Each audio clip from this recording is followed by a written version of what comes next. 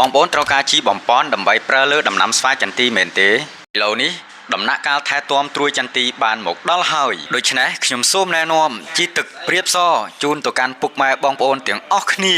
ជីទឹកព្រាបសជាជីបំប៉នដែលមានគុណភាពខ្ពស់ក្នុងការឲ្យដំណាំឆាប់លូតលាស់បានលឿនធ្វើឲ្យដងដើមរឹងមាំជំរុញឲ្យឆាប់ចេញត្រួយថ្មី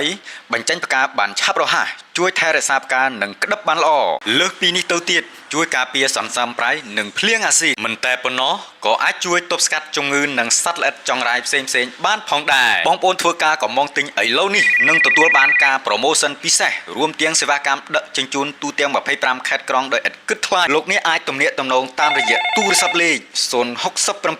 566 689 098 566 689និង085 566 689